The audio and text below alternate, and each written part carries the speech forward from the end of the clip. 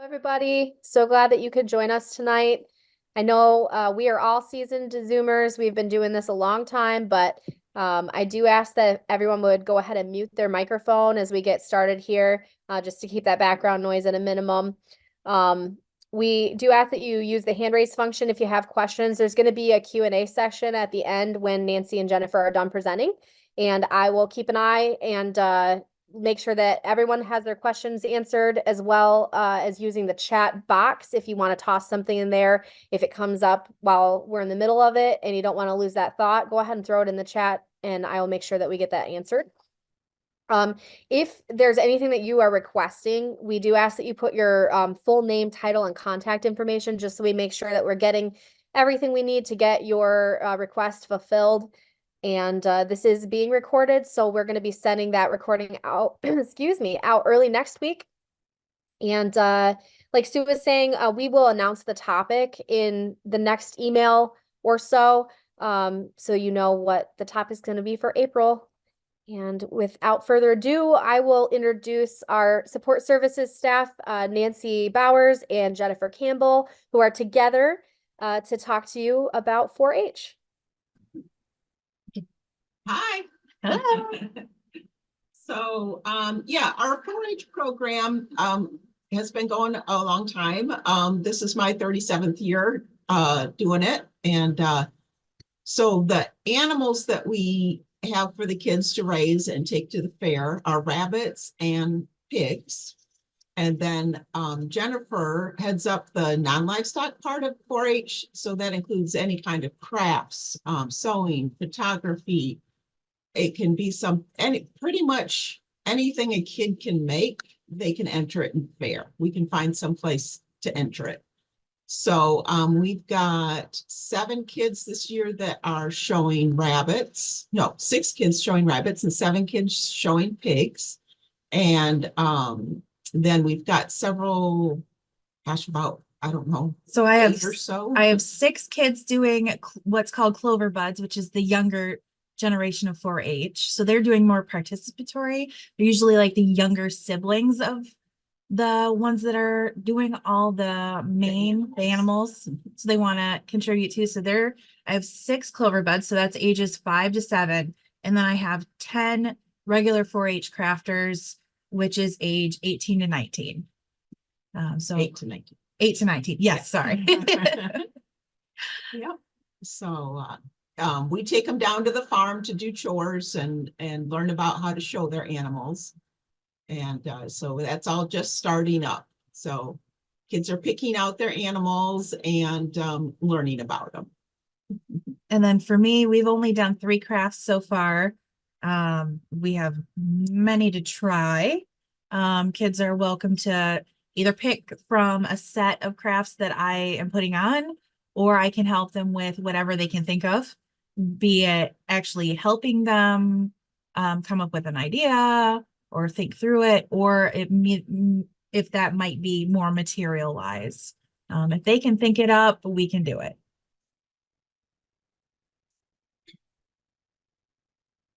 This is one of my favorite bunnies. This breed is called a Himalayan. And I just love them because they're very, very gentle and they love people. And so what we do is I go to a rabbit show in March that's at the MSU Pavilion, and just get rabbits that are small. So usually like 6 pounds and under.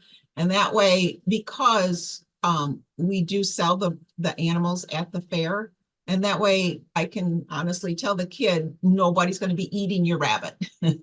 They're small rabbits. They're going to be pets. They're going to be shown again, or somebody's going to buy them for breeding. So, and to show a rabbit, the kids have to learn 36 steps of examining your rabbit and do it in front of the judge and do it all in order. And then they also can be asked, the judge can ask them anything about rabbits. So they actually have a lot of studying to do to show a rabbit.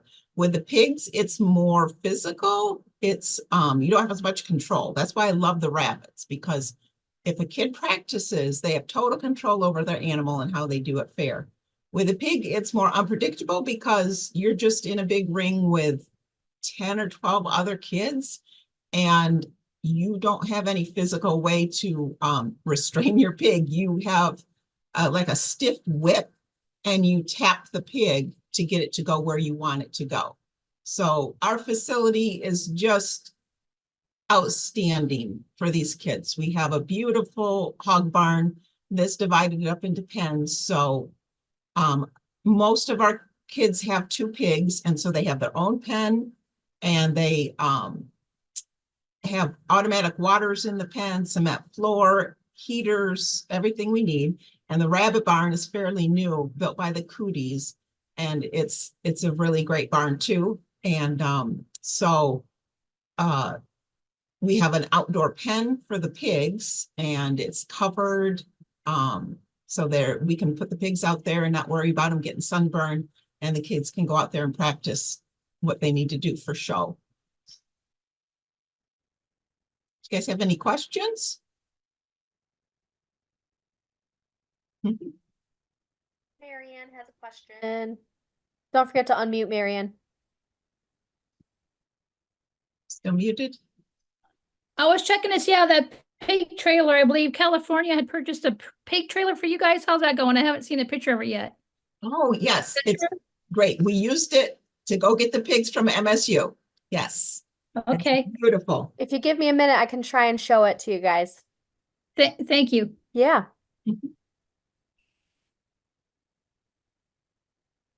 Yeah, that was very much appreciated. All right, you guys have to ask more questions while I'm trying to get this pig trailer picture. Yeah, I have a question. This is Sandy Kriebel. Can you Hi. hear me? Uh-huh. Hi. When is the fair that the children are going to go see? It is the full week after the 4th of July. Okay. So I believe the hog show's on the 8th of July. And then the rabbit show is the next day. For non-livestock, if you wanted to see the crafts, their judging is on the 6th. So they are actually the day before the fair opens, that weekend before. They go in and they actually speak to, say, they did ceramics. So they're going to go to a ceramics table with a ceramic specialist. They're going to be quizzed on, you know, the procedures. How did you glaze it? How did you do all that? So that again is on the 6th. So before fair really opens.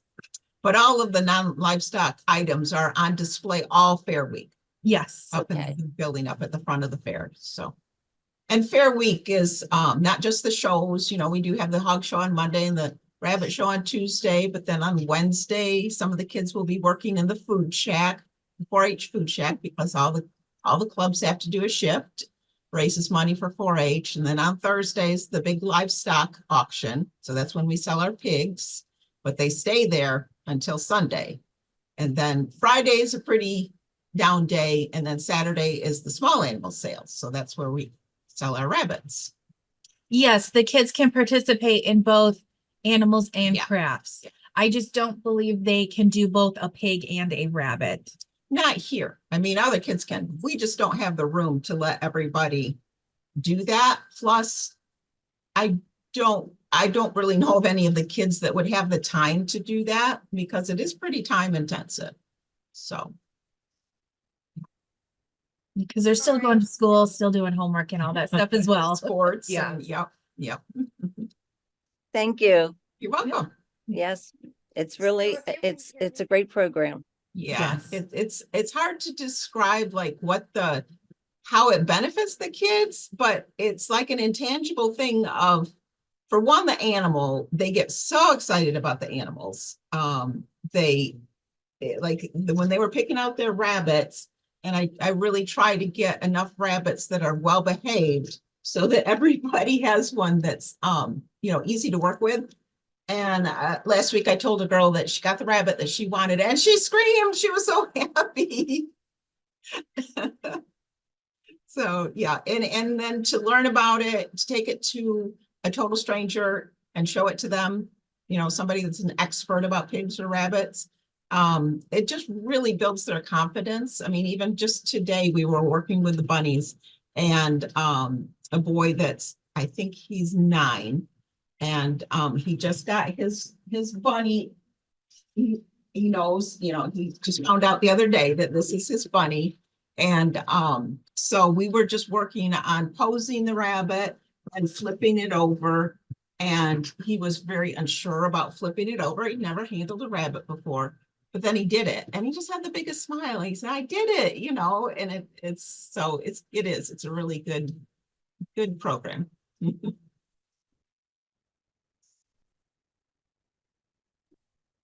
All right, I have pictures of the pig barn that I can show you real quick. Okay. Or not pig barn, the pig trailer. All right. So there's a couple different pictures here. You can see it from all the angles. This was posted on Facebook. We did a blurb out there. So she's Really came shiny out and nice. red and beautiful. I'm sorry if you guys said this, but our kids are called the VFW Dynamos. That's the name of their We don't think we said that. Okay. Well, there she is. Thank you. Sorry it took me so long. It looks like somebody's asking if when they come up in May, will they be able to see the facility?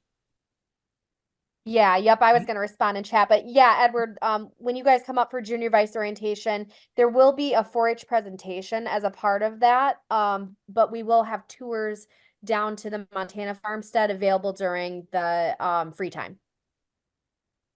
And you can feed pigs cookies.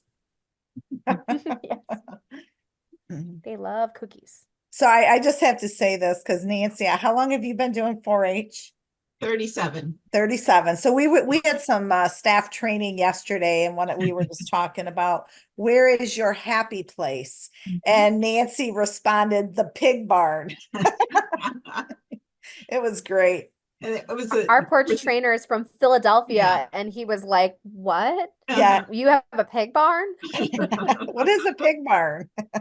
Right. That was great. Any questions anybody have? Not really about the 4-H, but Nancy, do Yeah. you know when they're going to do the Cedar Point trip for I come don't to believe- Sandusky? I don't believe we set a date, Darla. When is Well, the, because I've been trying to reach out to everybody and nobody knows anything, Yeah. and I thought we got the Zoom on Thursday. I'll ask. when is the Cootie convention? Is that what we're? Well, it was in August last year, the same time that we had the Cedar Point. Do you know you don't know what the dates are? No, Russ would Okay. have to, because Okay, I'll talk to Russ then. I contacted him last week and he was supposed to be talking to somebody because he was at a C of A and I hadn't heard back from him. And then I Okay. thought about the Zoom meeting today Yeah, and anybody that would like to help the Michigan Cooties, because it is not cheap to send roughly around 30, 32 kids and their chaperones to go to Cedar Point, because they do a bus up from Michigan to Sandusky. They pay for the tickets. 25.29 Post does breakfast. So if anybody, has some extra and wants to donate, they'd be more than help the Cooties of Michigan and take it for the Cedar Point trip for VFW National Home, or does the VFW 2529 auxiliary, or I'm sorry, the Post. The Yeah. Post does the breakfast. Yeah. That they could send a donation. and the Post pays for the charter bus too. The dads. Okay, that's who does that. Okay, Yeah, because the Cooties pay for the tickets, right. the Post pays for the breakfast, and the dads were paying for the bus. But then is it the Post that gives everybody the Visa cards? And we get that from other people's donations also, yes. It's a lot of money. And Well, they'll because our probably be- auxiliary donated, the 2529 auxiliary donated $2,000 because it's not cheap to go over to Cedar Point. And they were only given $20 when I started this 8 years ago. And I said, people, do you realize how much it costs to go over there? So now Right. we're trying to figure about $100 per kid, per chaperone or parent. Right, So that way it gives them a little something. yeah. And there'll be more people going this year, I'm sure, because we're full, so. Good, Yeah. good. Glad to hear Yeah. that. Oh, The yeah. participation is amazing at events. We have, what's what's this weekend? Easter, Easter treat. Easter treat, and the numbers of like most of the families are participating, Yeah. and yeah, it's incredible. Right. Keeping you guys hopping, isn't it? Oh, yeah. That's what we like. Yep. That's awesome. Nancy, do Uh-huh. do they get to name the rabbits and the pigs? Oh, yeah, for sure. This one came with a name of pineapple. And so I think the boy's going to keep that. But yeah, Alex hasn't figured out what he's going to name this one yet. But Good. They got bad names for some of the pigs, like Yummy, because you know Yeah. what's gonna happen to them. Crispy bacon. Right. Oh my goodness. Yeah, And that I do make sure if a kid is signing up to have a pig, that they know it is going to be eaten. You know, Yeah. we all end up in the same place, but at least our pigs have a really good life compared to pigs on a big pig farm. They get to go outside and get lots of treats and everything. And yeah, so that's just the way it is. that's right. I know it. Silver lining. Mhm. Life in the country. Yeah.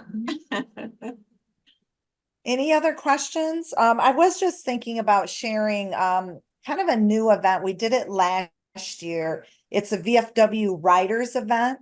And who is it? Ronnie Steele from I think he's from West Virginia or Virginia. Megan, do you remember? I think West Virginia. Yeah, he's taken it over, and he's really going to promote it. So we're going to combine so it's the Harleys, VFW riders, or any motorcycles really, with our summer celebration event, August 17th. And we'll be sharing some information on Facebook about that. So that's kind of cool, kind of something new. I think we had maybe 30 bikes last year, so we'll see what that looks like. Anything else? All right, well, if you guys are good, we will be in touch when Megan sends out this recording, and we'll let you know. Like I said, I think we'll be ready to touch base on 2025, maybe not get in the weeds on it, but and those of you folks, especially the trustees that have interest, will be in touch with you soon too. All right. Mhm. Well, thanks for taking time tonight, guys. I know everybody's busy. We appreciate it. And thanks for supporting the National Home. Thanks, Nancy and Jennifer, for popping in. Problem. Appreciate it. Thanks. All right. All right. Take care. Bye-bye. Bye. Bye-bye.